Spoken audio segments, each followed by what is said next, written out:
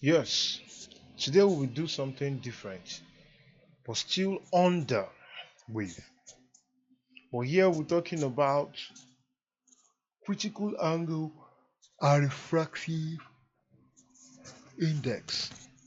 So we look at the connection between the critical angle. Yes, if you are talking about critical angle, is defined as the angle of incidence when an angle of refraction is 90 degrees. That's what critical angle is. It is the angle of incidence when the angle of refraction is 90 degrees as light passes from a denser to a less dense medium. I don't know if you get that. So that's what it means. At values above the critical angle, some things happen. You can see the total internal reflection occurs. That is, refracted ray disappears and strong reflected ray appears.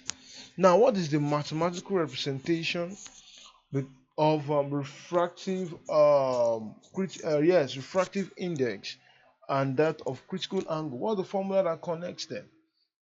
So I can say my refractive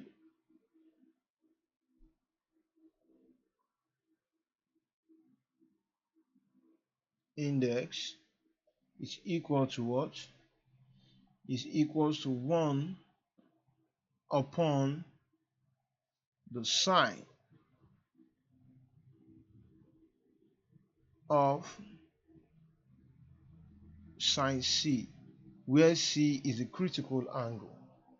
So that's the formula we use throughout to solve these questions that we have here, and that also means this is the symbol for refractive index in physics, 1 upon sine C.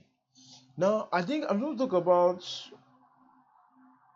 real depth and apparent depth, because this refractive index too is also equal to the what? To your real depth upon your apparent depth. Whenever you are considering relationship between refractive index and critical angle, this is when you use this formula. That is, the refractive index can be equal to what? The inverse of the sine of the critical angle. Let's solve the question before us. So we have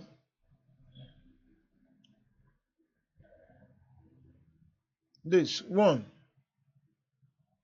The refractive index of a medium relative to air is 1.6.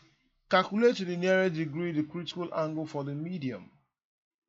How do we calculate the critical angle for this same medium? I think it's a direct and straightforward question with the fact that we have the formula before us. So that implies that we are what? We are good to go. How do we go now? So the refractive index, which I've noted before initially, how do we write that? I have written that this, of course, is equal, which is refractive index is equal to 1 upon sine C, which C is a critical angle. That means 1.5 can be equal to what? Calculate to the nearest degree the critical angle. So we are looking for the critical angle. 1 upon sine C. Please note this. If you have this to be equal to 1 upon sine C, that implies that sine C, and the sine of the critical angle, can be 1 upon the refractive index, and that means that C can be equal to the sine inverse of 1 upon this. Do you see that? So that's what will happen here. We're going to be having C to be equal to the sine inverse of 1. Okay, I can rewrite this. I can rewrite this as 15 upon 10, isn't it? So that should be equal to 1 upon sine c. If you break that down, 15 upon 10, so you have 5 here, 3, 5 here, 2, so you have 3 upon 2 to be equal to 1 upon sine c. So what do we have? We have sine c times 3 upon 2 to be equal to what? 1. And that means 3, I'm taking it bit by bit, can be equal to 2. And that means sine c can be equal to 2 upon 3. And that means c itself can be equal to the sine inverse of 2 upon 3. Yes. So what is 2 upon 3 itself? 2 upon 3 is 2 divided by 3. You have 0.666. So if you take the sine inverse, shift the sign of 0.666, you have 41.759. But it says to the nearest degree, so the nearest degree of what?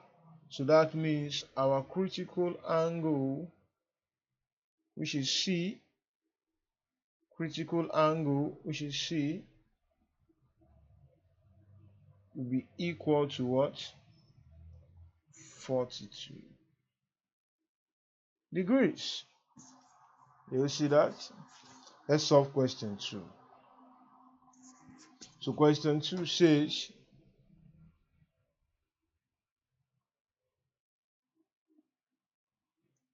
something similar though.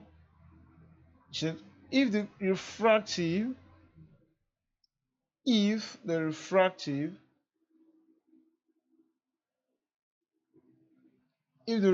index of glass is 0.5, so give me 0.5, what is the critical angle at the air glass interface? So you are still looking for C. Yes. So you are still looking for the same thing. I should have even written a somehow different question, but no problem. In previous and subsequent videos, we treat more unlikely questions. Yes. So you have 0.5 to be equal to 1 over sine C. Then that means C should be equal to 1, the sine inverse of 1 over 0.5. And that means C should be equal to the sine inverse. Or instead of 5 over 10, this was supposed to be 5 over 10, that will be 1 over 2, that is sine inverse of 2. And what is the sine inverse of 2? We are going to be having, I hope you don't have a horrible value.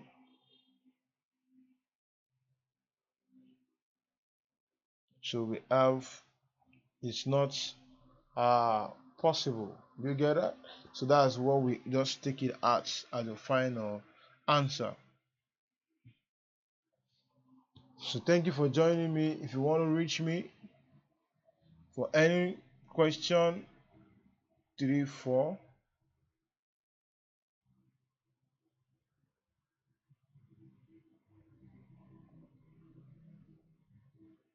81 64 86